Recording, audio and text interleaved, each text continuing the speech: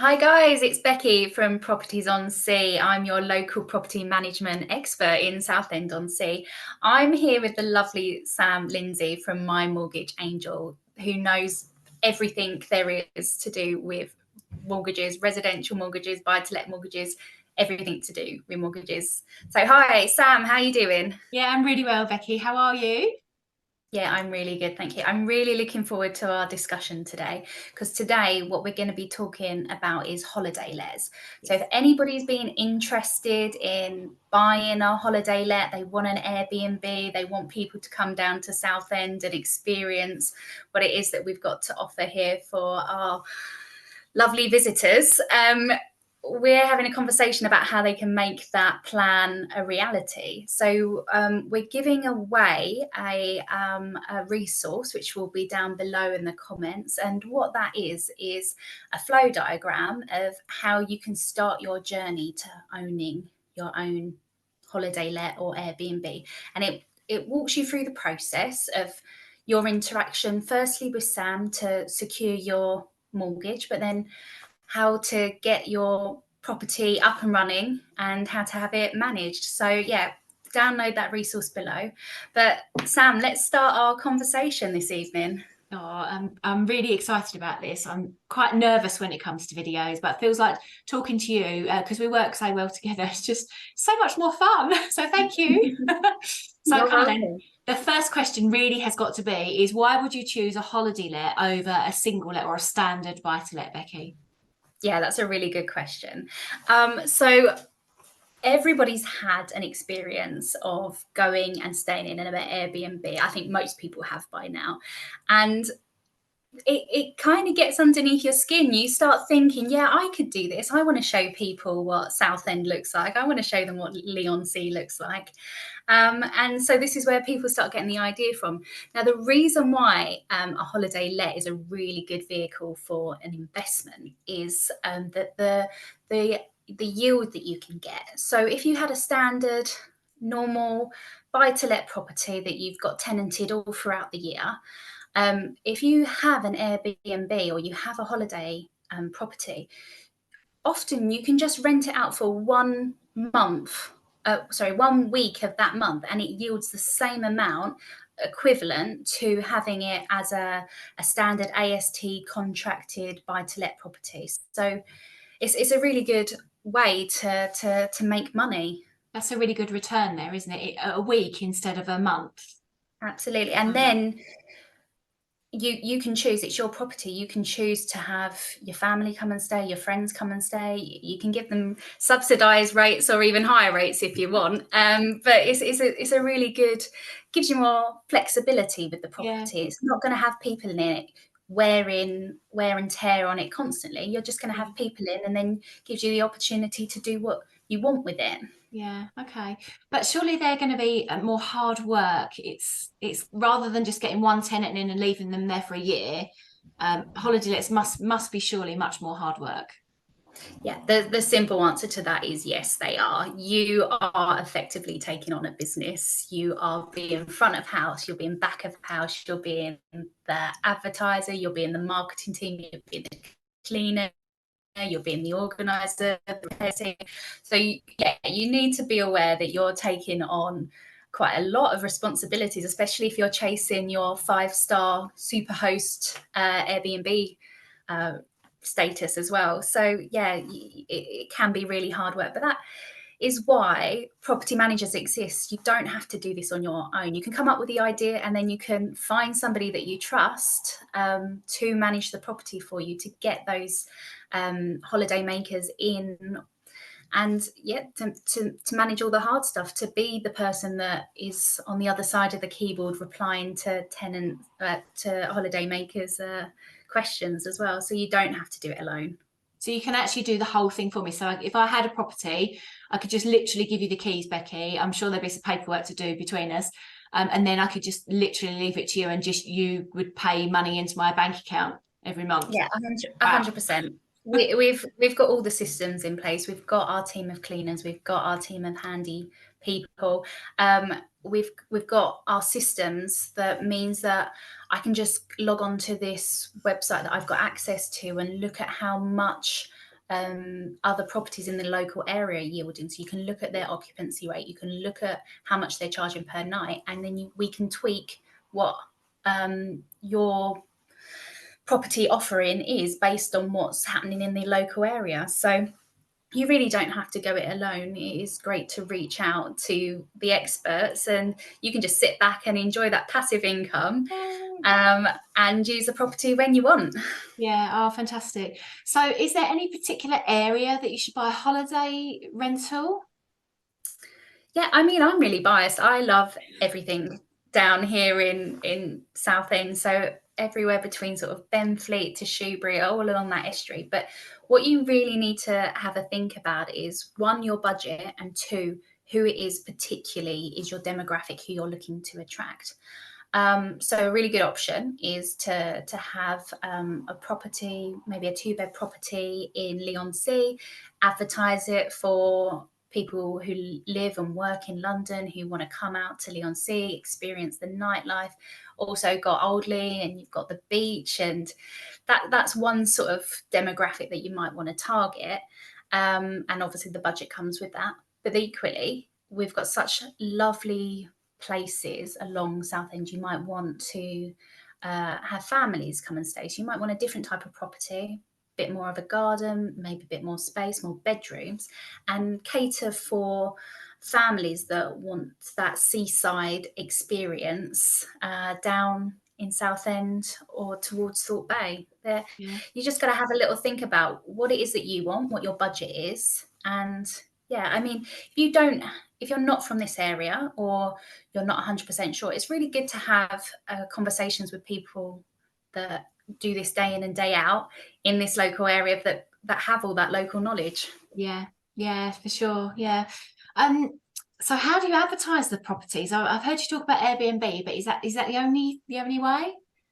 No, it's not the only way. It is the one that is most well heard of, and people have started using Airbnb interchangeably with holiday lets. But Like yeah, Hoover no, and vacuum.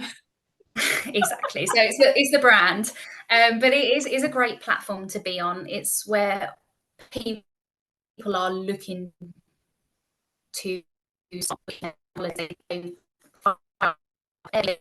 booking.com, and they'll have a look. Now, there are other ways that you can advertise your property. Obviously, you can put it on your own social media, you can put it in the newspaper like we used to do not that long ago. But once you have somebody in your property and they've been really good guests, what is good is to reach out to them and say, look, book with us again, and we can give you a discount. Because what people don't really realize until you sit behind Airbnb and the booking.com on the other side, is that you'll pay sort of between 10 to 20% for the privilege of advertising on Airbnb. Yeah, so they're taking their cut from your property. Now, if you've had someone in that have been really good holiday makers, really good people that have been in your property, leave them a little card that says, book with us direct, contact me direct next time you want to stay, and we'll give you a 10% discount. Everybody loves a discount. So if they've had a really good time before, then get them to book directly with you next time. Oh, well, I think you've sold it for me. Kind of people need to think about how they're going to finance things like that, though. So that's really where the mortgage side of things come in. Yeah. Just a little bit of an introduction, really, about in holiday lets are they're quite different from a mortgage point of view to standard buy-to-lets. So a holiday let classification from a mortgage point of view is something that you want to rent out short term, i.e. less than a year. So even if you just want to take a 6-month tenancy or something, then you're going to be looking at a holiday let mortgage rather than the buy-to-let. And often the mortgage rates are higher on a holiday let than they are on a standard buy-to-let, because they're seen as a higher risk from the banks and the lenders. And there's actually quite a lot fewer lenders available in the holiday let space rather than in the buy-to-let space. That's much more mainstream nowadays. Mm-hmm. Holiday lets are still seen as reasonably quite specialist.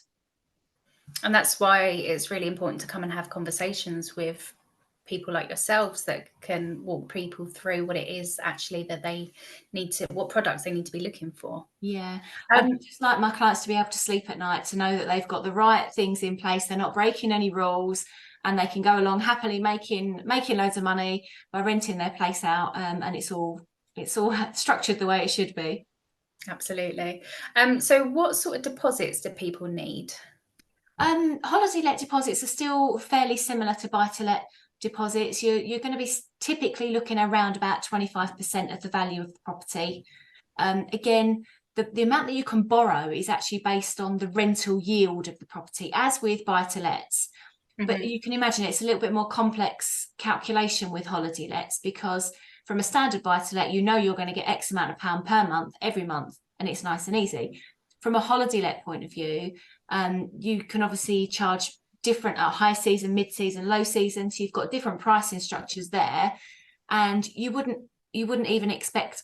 I don't even know what the standard occupancy target would be, maybe even 50% over the course of a year. That's probably more your bag than mine. But the lenders are looking at an average of the high, medium and low yields. They're pulling all of that together just to make sure that they're lending a reasonable manner as well, because obviously there's quite a lot of rules around things like that. Yeah, that's a really good point that you've just mentioned. So what is the cost of taking out a product like that? Again, fairly similar with standard buy-to, I call them standard buy-to-lets. We would normally arrange those mortgages on an interest-only basis to keep those payments as low as possible.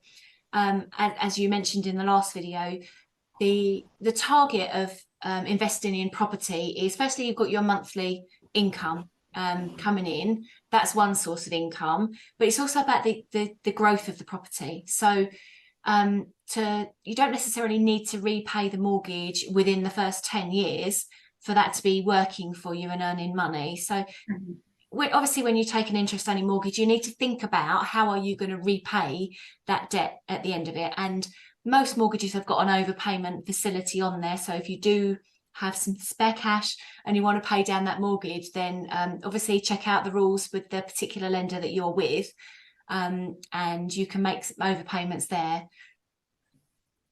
And how long can you have holiday let mortgages for? Some lenders in the holiday let space will go to age 85, and you can have a maximum 40-year term on it. So if you're under 45 at the start of your holiday mortgage journey, then yeah, you could have that mortgage for a whole 40 years. So it's quite incredible, really, when you think about it. Yeah, that's really good. That's brilliant. Yeah, is there anything else that you want people to know about holiday let mortgages? So it feels like every question you've asked me so far, I've been so it's quite standard to buy-to-lets. This is where they're quite different. So firstly, you've got how much you can borrow is based on the high, medium and low rental yields. So that's the main difference. The second difference really is that there are restrictions on personal use. You would imagine that if the property is empty, that you could just go and stay in it whenever you wanted, but actually that all the lenders have different rules around your personal use restrictions. So you need to stick within those rules, and you're really unlikely to get a holiday let mortgage on a property that's got restrictions on it. So if it's on a holiday park where there are restrictions, if you're not allowed to use it for the whole 365 days in a year, then it's unlikely you'd get a holiday let mortgage on that. And typically if it's in like maybe an over 50s complex, then that's really not going to be suitable for any kind of investment purposes with a mortgage. If you're doing it without a mortgage, you can pretty much pick your own rules, but the mortgage market is a little bit different. We've got an information sheet available that's got quite a lot of the pros and cons around investment properties, which people can just get in touch and we'll email that out. It's just a PDF. So I think it's got some quite useful information in there. And yeah, other than that, I just think you've just got to be 21 to apply for this kind of mortgage. And yeah, some lenders don't even have any minimum earned income requirements. So literally, you could take a holiday let mortgage even if you've got maybe just a small part-time job somewhere. It's all mortgages are based on your situation. So I can't give any general advice. So the best way really to find out is what's available to you is to talk to somebody who's interested in your situation. And yeah, very happy to help anybody. Any questions about mortgages? I love talking. I love talking about mortgages. So put the two together and you probably won't shut me up. And I'm exactly the same. Once you have that property and you want to make it work and you want to get that rental yield from it, I love talking about anything to do with the contracts and about how to make it profitable. So yeah, if anybody's got any questions, just get in contact with me and Sam and we'd be happy to help. I think it's really important that you contact somebody local that knows about your area, that knows about all the different strategies, and that can just really walk you through the process as well. So yeah, I hope that everybody has found this really beneficial to them. Hope you can see how passionate we both are about, me, the property management side, and Sam about the mortgage side. So yeah, just get in contact with us and we'll see you on the next video. Thank you. Thanks for watching. Bye. Bye. Thank you. Bye.